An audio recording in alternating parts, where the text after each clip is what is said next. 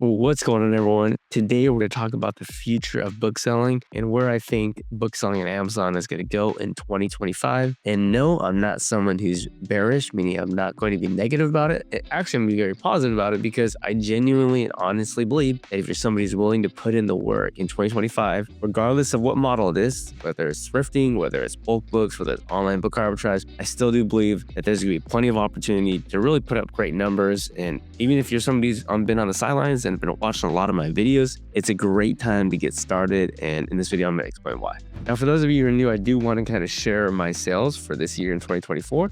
So I'll go over to Amazon here. I'll go to reports and I'll go ahead and go to business reports and we'll just look year-to-date sales. So you can see that it's actually the 26th today. It's actually the day after Christmas. So Merry Christmas, Happy Holidays, everyone. And let's actually just look at year-to-date sales.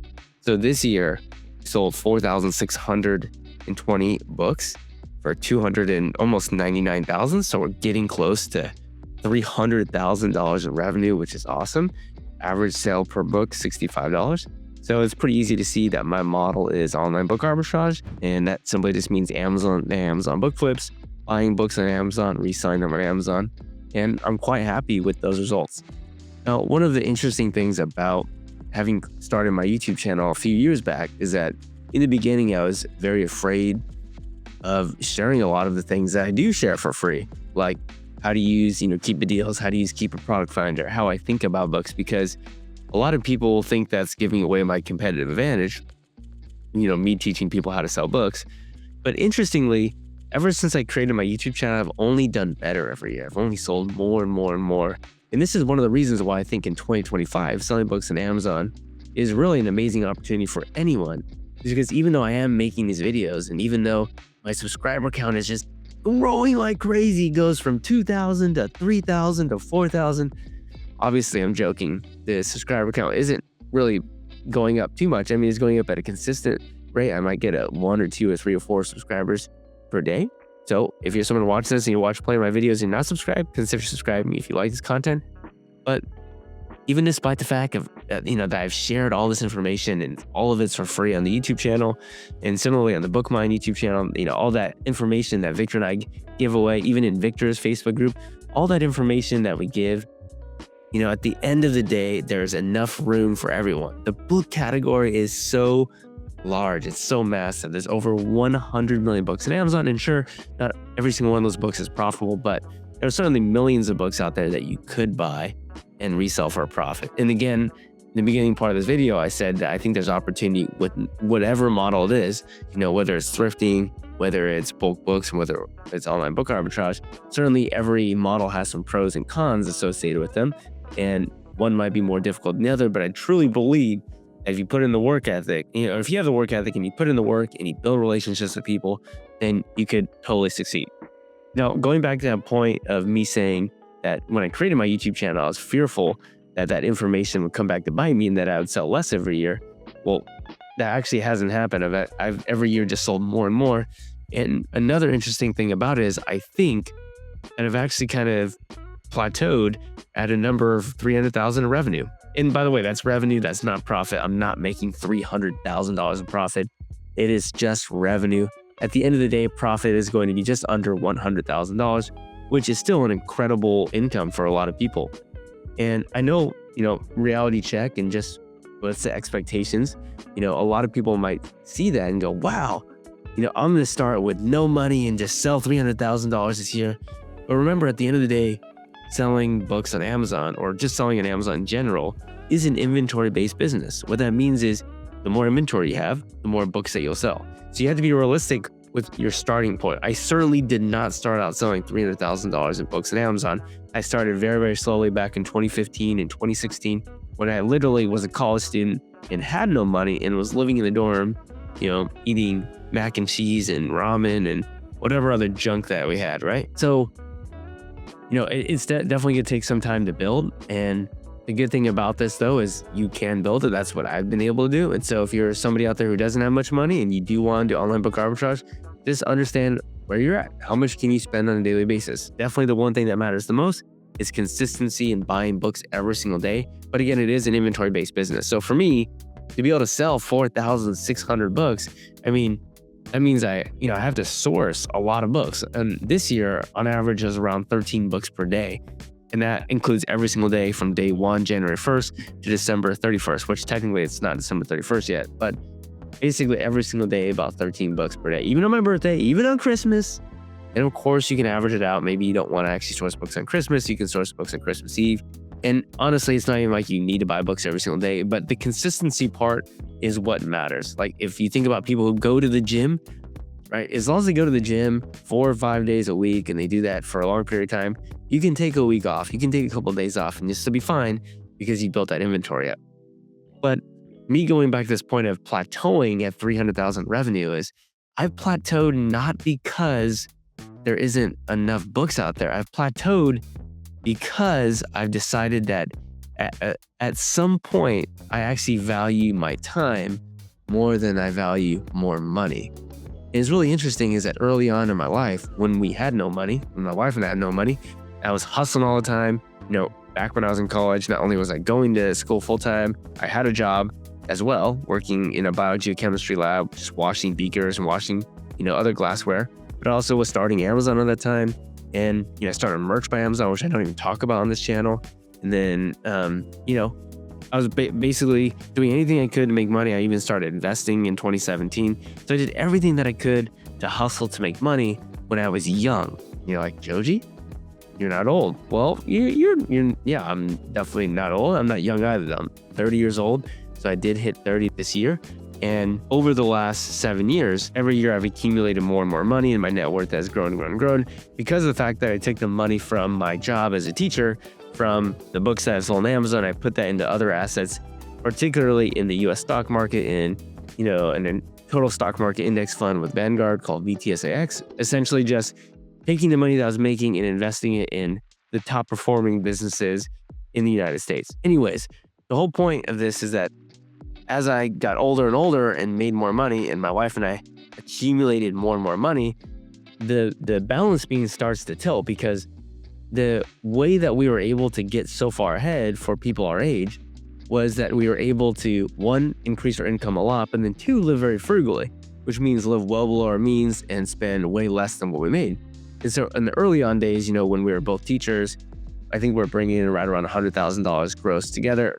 We do live in California, which is a high cost of living area. That's also why teachers get paid more in California. But we were, in the earlier parts when we were 23, which is about 7 years ago, we were maybe able to save 40 to 50% of our income, which again, for a lot of people is considered a lot. And it is actually a lot. And by no means is what I'm telling you something that a normal human being or a normal American does. We definitely live life in an abnormal way. But as time has gone on and we went 24 and 25 and 26, and as we made more money from our teaching jobs and then we made more money from our side hustles, we have started to accumulate more and more and more wealth. But as we get older, we actually have less and less time. And so really people are interested in two things in life. They're interested in building wealth, in other words, having money, and then also experiencing and spending time in the way that you want to, and having control over your time or having freedom. And so what we realize is that, our net worth and we start accumulating more money, our net worth started growing, but we also have to understand that we're getting older and older and we have less ability to do things. Now, a lot of you may know or may not know that I do have one son. We do have another child on the way, which is incredibly exciting. Also, we will be moving into a home here in the next month or two, which is really exciting as well. But our ability to do things as we get older is obviously going to shrink. And again, I understand that this seems a little bit weird because I'm only 30 years old and a lot of the people on this YouTube channel are older than me and not very many people are younger than me, which is also another interesting fact. Most people who watch this channel are actually older than me, which is interesting. I thought that the demographics would be more my age, but not necessarily the case. But what I've learned is there's a point at which you accumulate enough money where it's like, okay, my standard of living doesn't get any better, because to my wife and I, the whole reason why we wanted to accumulate wealth was so that we could live and do whatever we wanted, that we could live freely, that we had the ability to choose to do what we wanted every single day. So we could wake up whenever we wanted. Of course, that's different now that we have a son. That doesn't work that way. But theoretically, we could, wake up whenever we wanted. We could go do whatever we wanted at whatever time of the day. And we could decide to control our lives instead of have a job or a 9-to-5 control our life.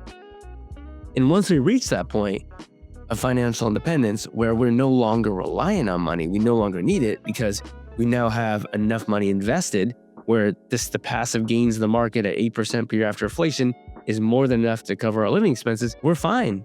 We're good. And this is something that I've had a battle with, which is like, well, yeah, but I want to make more money. I want to sell more books, or I want to make more money. Well, remember, as we accumulate more money, we spend more time doing that, and the amount of time we have goes down. So you spend your time to accumulate more money, but then the time you have, to spend the way you want to spend it, it just goes down and down and down the older you get.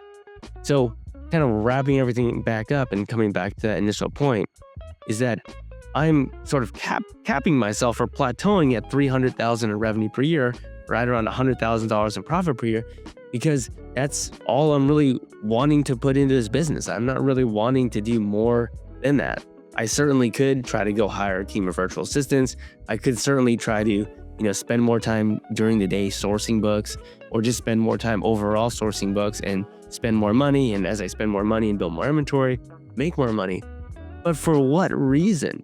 We've already achieved what we wanted, which was to be able to be free, be able to spend time the way that we wanted to spend it.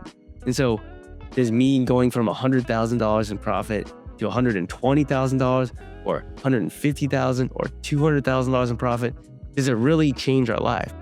It doesn't really change our life because we've decided, hey, we want to live a certain way. We want to live below our means. We don't need all this money. And we value time. We value time with my son. We value time with baby number 2, which is on the way. We value experiences. This year has been awesome leaving high school, leaving my high school teaching job, because over the last year, a lot of you may not know this, probably don't know this, is I got really into pickleball.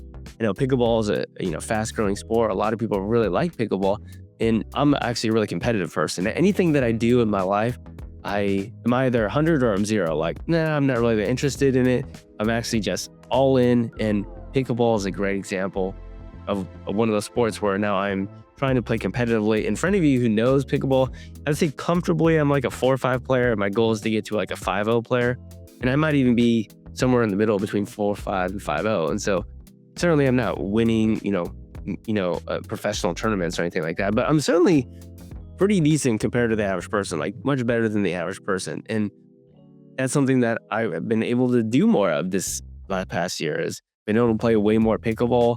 And that's something that makes me excited. And that's a goal of mine, is to have more freedom to choose to be able to do that. And of course, and I should have led off of this first, the number one priority is spending more time with my son, more time with my wife, which is what we've been able to do.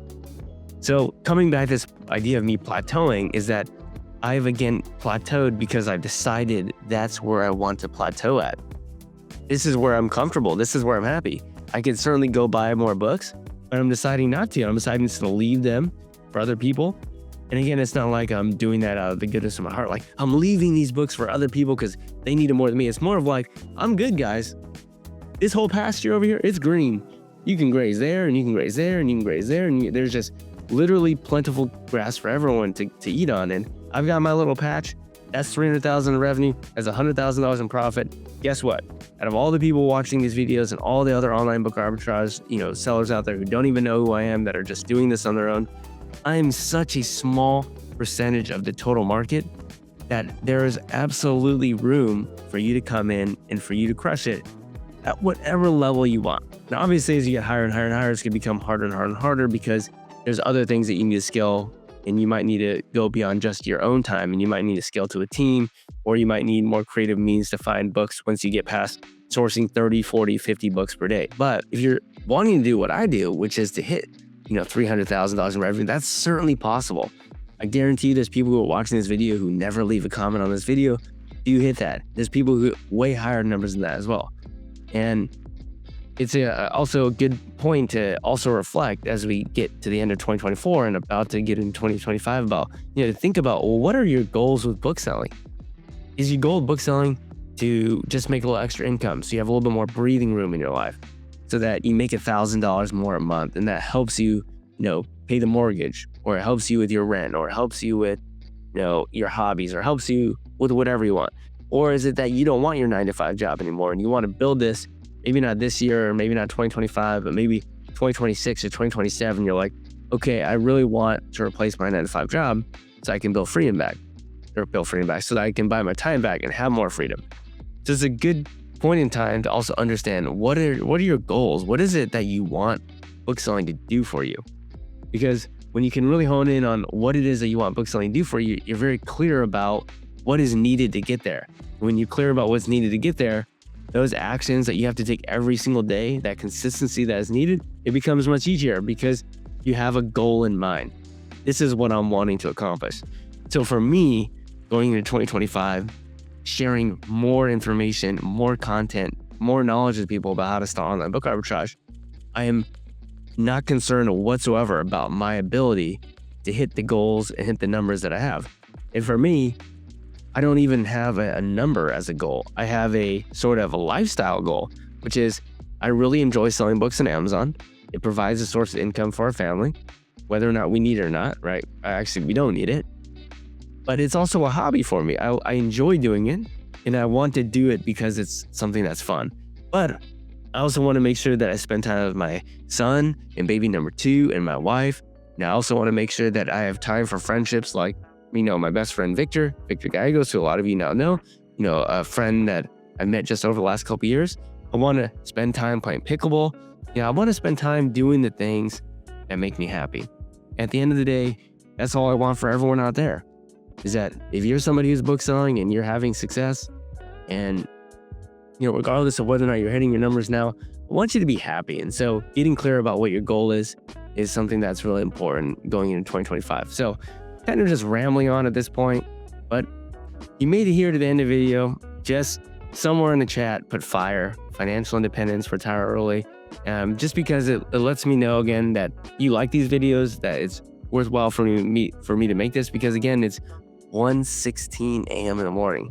I could absolutely be sleeping and enjoying my sleep, but I want to also help give back and help other people out there that are on similar paths or might get some sort of value from the things that I'm going through. So if you're an OG, if you're somebody who's been here and you watch the whole video, go and put FIRE in the chat, because then we know that this is something that's worthwhile and it's a video that I will continue to make. So anyways, going back to, do I think it's worth selling books in 2025? 100% absolutely. And that's just because I've seen a lot of the success already from people who've been watching my videos. My YouTube channel is continuing to grow. I continue to put more content out there. Victor continues to put more content out there. And despite all that, I'm still able to very easily, from my point of view, very, very easily find books that I need to buy to sell to make about $100,000 of profit. All doing that with just a couple of hours of work, generally at nighttime, 10:30 p.m. to 1 a.m. And no, it's not that that's a secret or a special sourcing time. It's just that I've gotten really good and I'm very now skilled at being able to identify which books I want to buy. And by the way, you can do that with Keep It Deals. You can do that Keep It Product Finder. You can do that with a replens list that you're building. You can do that with seasonal arbitrage, whether that be like Christmas and different sort of holidays and college textbook season. You can do that with Bookmine. I mean, there's so many ways that you can find books on Amazon. It really comes down to just becoming an expert at finding books that are successful, finding books that you can buy, below market value and sell for market value and make money. So absolutely in 2025, you can do it. You can reach your goals. And if you need help, you feel free to reach out to me. I have an Instagram, I have Facebook. Feel free to send me your messages. I'll do my best to help you out. Obviously, work is going to be needed on your part. You can't just wish $150,000 in revenue into existence. You actually have to put in the work and put in the effort, spend the money to buy those books. And so I'm not saying that it's easy for everyone. I feel like it's easy for me only because I've been doing it for so long, and I feel like I got the groove of things, and it's almost completely automated already. You've got Amazon FBA doing almost all the work for you. You have a prep center doing all your prep for you and sending it to an Amazon warehouse.